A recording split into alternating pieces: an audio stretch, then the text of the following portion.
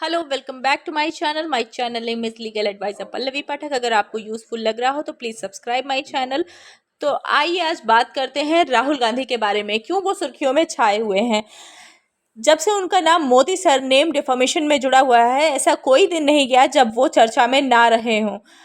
वो बहुत कोशिश कर रहे हैं इस केस से अलग होने के लिए, लेकिन वो कोई भी रिलीफ नहीं पा रहे हैं इस केस के थ्रू। अगर आप भूल गए हैं तो मैं आपको याद दिला दूं कि जब राहुल गांधी ने एक रैली के दौरान all thieves are Modi surname का जो स्लोगन उन्होंने दिया था, तो पूर्णेश मोदी ने, जो कि बीजेपी फॉर्मर के थे, उन्होंने उनके ऊपर एक डिफॉमेशन सूरत कोर्ट में दायर कर दिया।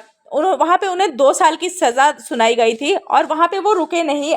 उसके बाद उन्होंने उस एप्लीकेशन को डिसमिस करवा लिया और उन्हें एक बहुत बड़ा झटका भी लगा। जी हाँ, आपने सही समझा कि he was also disqualify as MP. पर फिर भी राहुल गांधी ने हार नहीं मानी। उन्होंने अपने इस कन्विक्शन को चैलेंज करने के लिए गुजरात हाई कोर्ट पहुंचे, but highly shocked high court ने भी उनकी पुकार नहीं सुनी। और as a senior leader of the oldest political party in India, Gandhi was vested with a duty to ensure that the dignity and reputation of a large number of persons or any identifiable class was not jeopardized due to his political activities or alterations.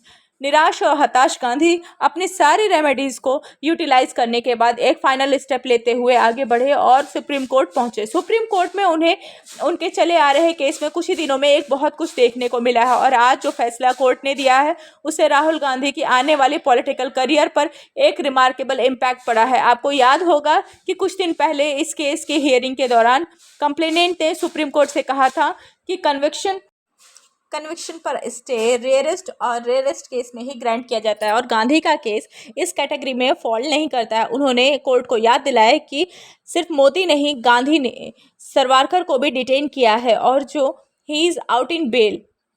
So, complainant appointed out had to claim subsequent to the order of conviction and sentence, the petitioner said he would never apologize in this case as he was not a Savarkar but a Gandhi. इतना ही नहीं, complainant ने उनका ध्यान supreme court के 5 juries पर डाला जहां पर कोर्ट ने खुद गांधी को कुछ रॉन्गफुल रिमार्क्स के लिए पुल किया था, जिसके बाद हिज अनकंडीशनल अपॉलजीज इन अ कंटेम्प्ट प्रोसीडिंग। जब राहुल गांधी की बारी आई अपने डिफेंस में कुछ कहने के लिए, तो उन्होंने सुप्रीम कोर्ट को कहा कि petitioner maintains and has always maintain that he is not guilty of offence and that the conviction is unsustainable and if he had to apologise and compound the offence he would have done it much earlier. Gandhi ने point out किया कि that the criminal defamation is not an offense in bonding moral aptitude.